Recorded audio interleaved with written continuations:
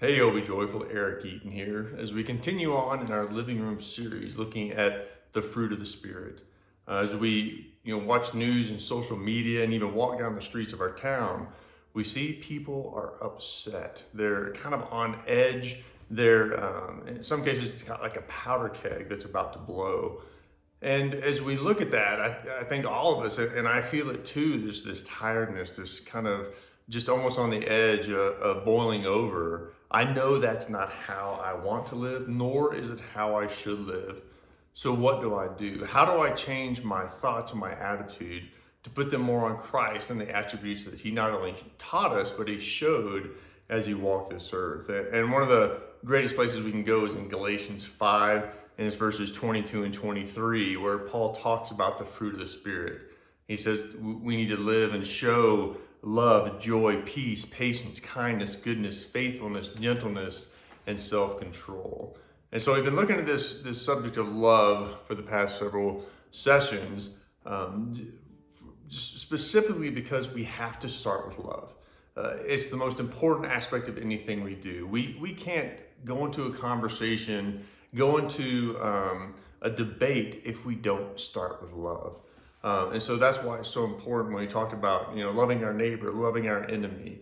And today I want to talk about more personal aspect. And this comes out of 1 Peter 4:8. And this is where Peter says, he says, most important of all, continue to show deep love for each other. Again, the most important thing you can do, no matter if it's in church or work or with your family, no matter what it is, the most important thing you can do is to show deep love for each other. And then I love what he says here because he says, for love covers a multitude of sins. And I think that's something we need to understand right now because none of us are perfect. I missed the mark so many times.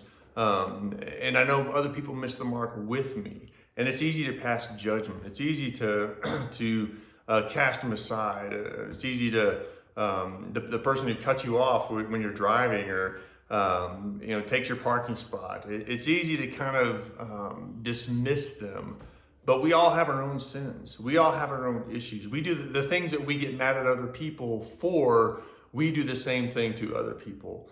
And so we have to start with love because love in our own lives can cover a multitude of sins. Love can make the difference between how we react or respond in any given situation.